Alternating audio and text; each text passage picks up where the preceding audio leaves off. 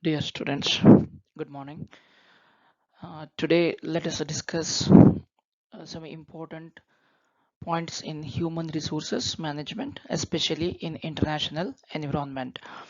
Um, Globalization, as we already discussed in the previous videos, globalization opened up for all the business owners or entrepreneurs to start their business in other countries. That is why human resource management, those who are employees of that particular organization, how to handle them and what are all the precautions, pre-trainings, training and developments needed, and other environments which will be in the new country, that let us discuss in this subject.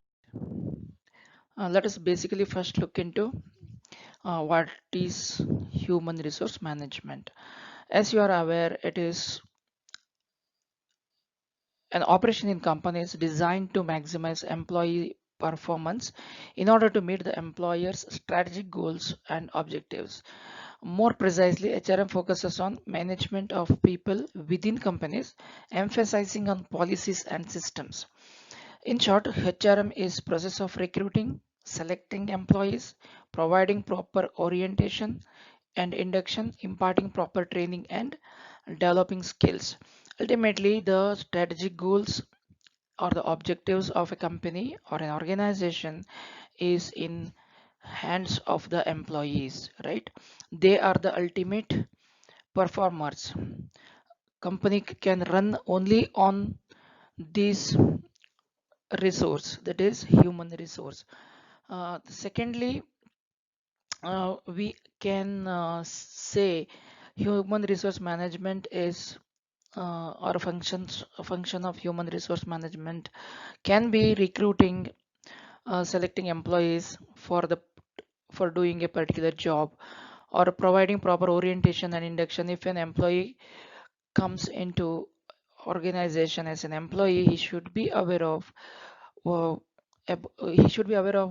our company where he is working, and what are the policies and procedure of that company, in what type of um, supervisors will be there, managers will be there. They have to interact in the beginning. That is why that process is called orientation and induction. It is a complete introduction about the company and the organizational environment, do's and don'ts, um, right? So this is part of HR as well. Imparting proper training and development. It is, if you feel an employee is underperforming, you have to find the reason behind it, and you have to train them and develop their skills so that they are able to meet the expectation, right? Second is scope of HRM. The scope of HRM is very wide. As you are aware, it consists of all functions that come under banner of human resource management. The different functions are planning, human resource planning. It is a process by which company identifies how many positions are vacant and whether the company has excess staff or shortage of staff, and subsequently deals with this need of excess or shortage, or what type of vacancy is created, which job is to be done, who is going to do, what type of the qualification is required, what are the skill set they should possess, they means the employee should possess, and what should be the salary package.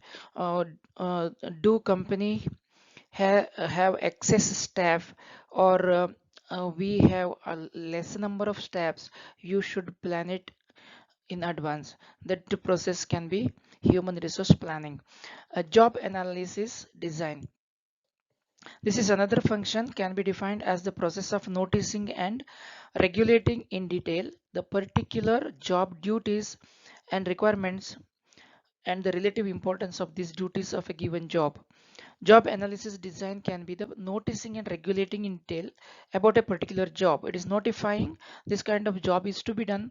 This will be the duties and requirements and relative importance of these duties for the given job. So it is like analysis of a particular job. Job analysis design is a process of designing job where evaluations are made regarding the data collected on the job. It gives an elaborate description about each and every job in the company.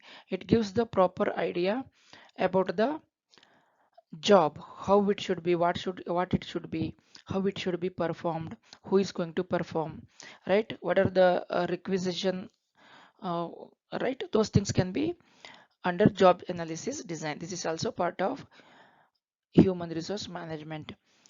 Third can be recruitment and selection. With respect to the information collected from the job analysis, the company prepares an advertisement and publishes them on various social media platforms.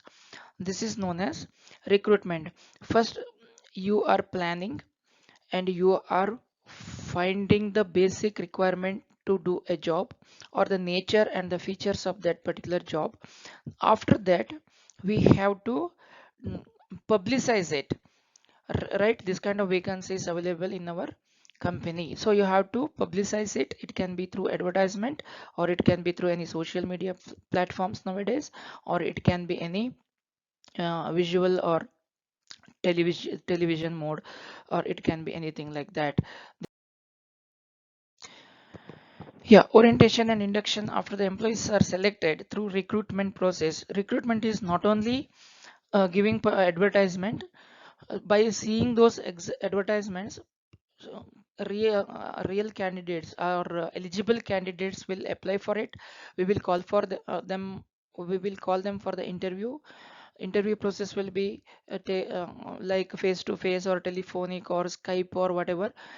So we will get to know whether he is able to do the job what we are designed already. So such things. Then we are finalizing the list of candidates who are selected. Then we, we are conducting, or we are sending them the offer letter. So joining date, everything will be there. They will come and start, or they will be in the organization to do the work first day, right? First day of the employment. Induction or orientation program will be organized to make them aware about the background of the company, culture, values, and work ethics of the company. And also they will be introduced to the team leader or the team members or an immediate supervisors, right? Those thing will be done under induction and orientation program. Next will be training and development. Training and development is required to better performance on the job. If an employee is found to be underperformer, through performance appraisal we are able to identify why he is not performing. So those areas can be targeted, and that training will be given to the experienced staffs or who are already working in the staffs in the organization to improve their skill set. That is called a refresher training. Employees newly joined to the company, they will also undergo a training. This training is what company is looking from this particular employee, about the job design, sorry, about the job, what are the what is the nature of the job, and how he has to perform, what company expects from them. Those things also will be part of the training for the beginners. Next will be performance appraisal. After the employees have put in around 1 year of service, performance appraisal is organized in order to check their performance. So it is what company gives the target and what they have achieved in 1 year of their employment in the company. So that is called performance appraisal. It is established versus achieved.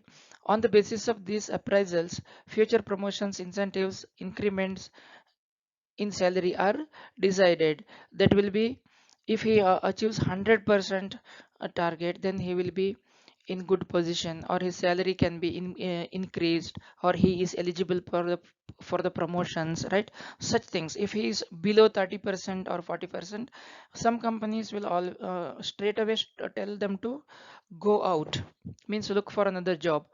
Or some companies will hold them and train them according to the analysis, training need analysis, right? Such things also can happen. It depends upon the policy of a company. Compensation planning and remuneration. Under compensation planning and remuneration, various rules and regulations regarding compensation and related aspects are taken care. It is the duty of the HR department to look into remuneration and compensation. No one works for free, right?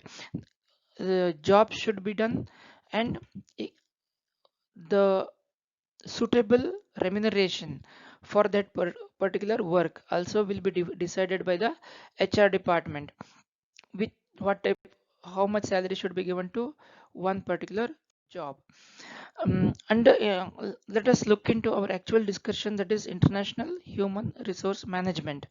This is HR paper.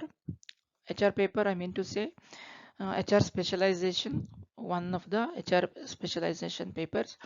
Here we are discussing about international human resources, which takes place in multinational companies, and especially in the foreign locations.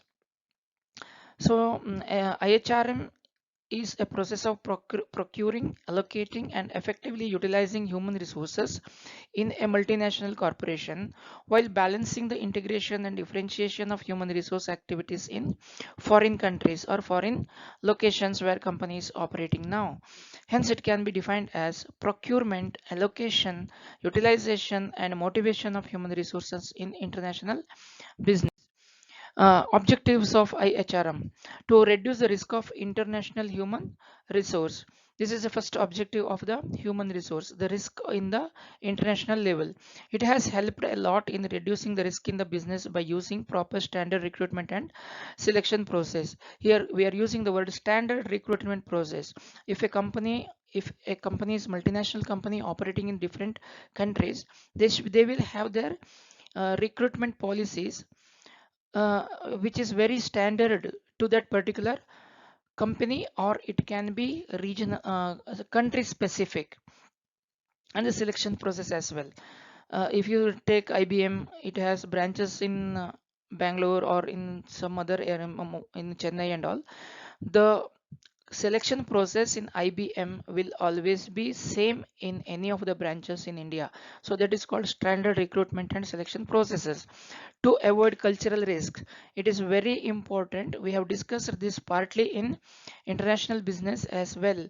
Due to cross cultural environment, definitely there will be some clashes, that I am superior, you are inferior, some kind of uh, mentality can develop, right? It is psychological factor that also, it is the main object, one of the objectives of the IHRM, to avoid cultural risks. International HRM has helped a lot in overcoming the intercontinental culture by making people from different parts of the world work under the same roof. So organizational culture is totally different. We cannot say you are from India, I am from Pakistan, you are from Europe country, so our cultures are different, I want to work as per my culture, my attitude. No, it is not allowed. It is only organizational culture. All the people who are working for achieving the uh, um, uh, strategic goals of the organization. So contribution is towards same goal, whether there is no cultural influence can be, right? We are influenced by the organizational culture, right? To manage diversifies human capital. Due to IHRM, human capital is diversified, and hence the risk involved has lessened down a great extent. In this slide, we are discussing about HRP, human resource planning, is the continuous process of systematic planning ahead to achieve optimum use of an organization's most valuable asset, quality employees. So human resource is very, very important resources. Out of 4M or M's, man is very powerful, right? Man, material, machine, and money are 4M's resources you have studied already. But human resource is powerful asset of a company, right? If we have a skilled laborers, Definitely, it is asset for the company. It cannot be a cost. The output we can expect from those skilled labor will be higher. Quality of the output also will be higher compared to other companies' employees who are inferior or maybe semi-skilled. Human resource planning ensures the best fit between employees and jobs while avoiding manpower shortage or surpluses. Proper allocation of human resources to do the particular job is part of human resource planning. There are 4 steps for the HRP process. They include analyzing present labor supply, forecasting labor demand, balancing projected labor demand with supply, and supporting organizational goals. We cannot compromise on any of the factors, these factors. The right first one is present labor supply. How whether all the jobs are being occupied, all the jobs are being performed by the skilled laborers, there is no vacancy for anything, right? So this is this decides the present labor supply or shortage or surplus. We have to decide it according to the number of the works and number of resources there in the organization. Forecasting labor demand in the future, if any expansion is going to happen, or there may be shutdown of some part of the organization, then what happens? If it is expansion, there is future requirement of the labors. If something is shut down or some part of the organization is shut down or the business is shut down, definitely there will be surplus of employees. So we have to understand, we have to forecast the future labor requirement. That is also part of the human resource planning. Balancing projected labor demand with supply. So it is very important factor in the HRP. Balancing the supply and demand of the labors and supporting organization goals means we have to minimize the cost on human resources. It cannot be surplus or it can be shortage. If it is surplus, company has to bleed on the salary, incentives, etc. But if the labors or the workers are shortage of workers and laborers are seen, definitely many works will be pending, that also will be cost to the company. So organizational goals cannot be compromised. That is why human resource manager should properly plan to meet all these requirements. HRP helps companies, is an important investment for any business as it allows companies to remain both productive and profitable.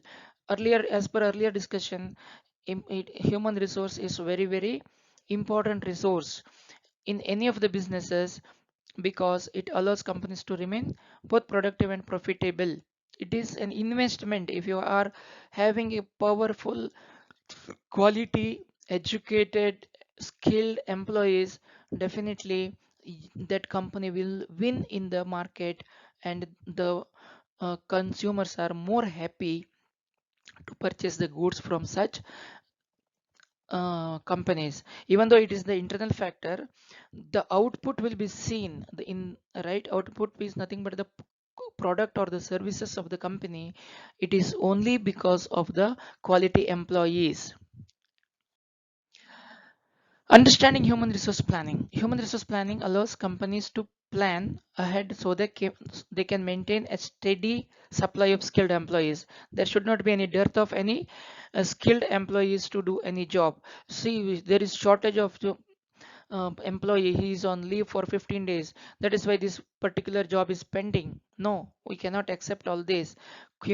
If one employee goes on leave, definitely leave should be sanctioned if and only if it is emergency, or he should be successfully replaced to do that particular job in the absence of the employee who is going on the leave. It is the essential part of the human resource planning.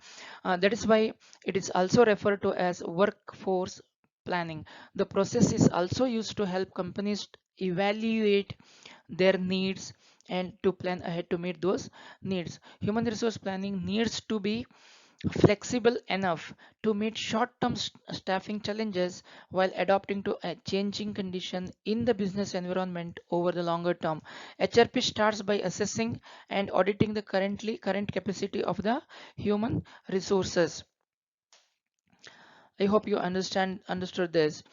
The challenges to HRP include forces that are always changing, such as employee getting sick, getting promoted, or going on a vacation. HRP ensures there is the best fit between workers and the jobs, avoiding shortages and surpluses in the employee pool. These are the part of the HRP, human resource planning.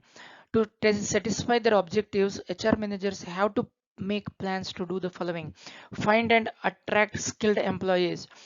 Initially, if we fail to recruit the skilled employees, definitely it will cost on and training and development. It may take some more time until then, definitely company will suffer to do particular job. Select, train and reward the best candidates. Definitely each employee should be motivated to do the work. It is because of selection, it may be because of training, or it may be because of career development, or it can be any kind of rewards and awards to the selected candidates or the best performing candidates. Cope with the absences and deal with conflicts is again a challenging task to the HR manager, human resource manager, because if one employee is selected for promotion, definitely his team members uh, uh, will be feeling deprived of something, right? That may lead to conflict. It may not be physical conflict or the fight. It can be psychologically. They may not be cooperating in the future tasks. Likewise, HR manager should understand and have to deal with these kind of conflicts which may arise in future. Promote employees or let some of them go. Promote employees who are really eligible. Don't keep any underperformers in the organization. Mercilessly throw them out. Some traditional or conventional companies will hold them, train them, then they will try to upgrade them. Still companies are employees are not upgrading themselves. Then after 1 or 2 years, the company may ask them to leave. But today's era is competitive era. No compromise on quality of the output of the services. It may be a product. That is why we need quality employees who are dedicated, who are trained, who are skilled, who are willful to do the work, right? Pay them more, right? Investing in HRP is one of the most important decisions a company can make. After all, a company is only as good as its employees, because the company is built by the employees, right? Owner might have invested money in it, but who build the employee or an organization? They are the employees. They should feel that it is my organization. I have to work for it. Then only output will be good. If it has the best employees and the best practices in place, it can mean the difference between sluggishness sluggishness and productivity, and can lead to profitability. Investing in HRP is one of the most important decisions a company can make. Okay, sorry, paragraph is repeated here.